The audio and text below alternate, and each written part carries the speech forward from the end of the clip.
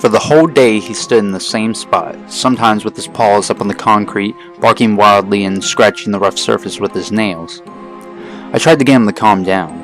I had to use his favorite tricks to coax him out of the basement. Once I did, I locked him outside. I put my ear to the wall he had been obsessing over.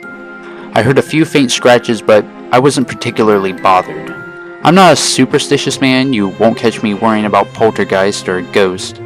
If anything, I was concerned about bugs getting into the foundation. I made a mental note to buy some insecticide at Home Depot. The following morning, I looked out the window and saw the dog had started to dig a hole up against the side of the house. It was right above the spot he had been so focused on in the basement. Now, I was starting to get pissed off. He was ruining Martin's marigolds. I ran outside to yell at the animal. In my rush to the door, I stumbled over one of our son's toys and was sent flying headfirst into the island countertop in the kitchen. I must have knocked myself out because when I woke up, it was after dark. Outside, I heard shrill barking. Memory gradually refilled my empty head, and I figured the dog must have completely destroyed the garden by that point. I grabbed a flashlight and I went into the yard. I hadn't been wrong. The garden was a tattered mess of soil and petals and loose bulbs. The goddamn dog was down at least 3 feet. His paws bled and were leaving red streaks against the concrete outer wall of the basement. I picked him up by the collar and lifted him out of the hole. He dove right back in. I didn't know what the hell to do. None of the stores that sold pesticides were open at this hour, and the dog was going nuts. Bob and Angela's bedroom light went on, and Bob leaned out to ask if everything was okay, and if it was, to please shut the dog up.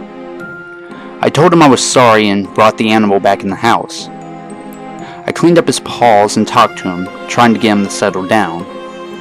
He seemed exhausted, and to my great thanks, he turned over on his side and went to sleep. I trudged down to the basement and put my ear against the wall again. I heard the same soft scratching sounds. I swore. In a fit of frustrated rage, I grabbed the sledgehammer from my workbench and smashed a hole in the concrete. A large chunk fell onto the floor. I have expected thousands of flies or termites to swarm out at me.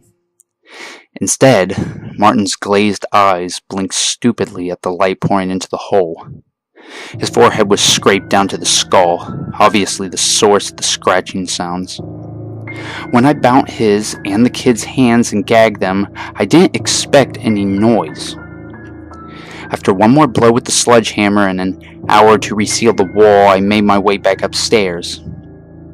It had been 3 days since, and the dog hasn't barked or pawed at that spot again. I'm really glad I didn't have to deal with bugs.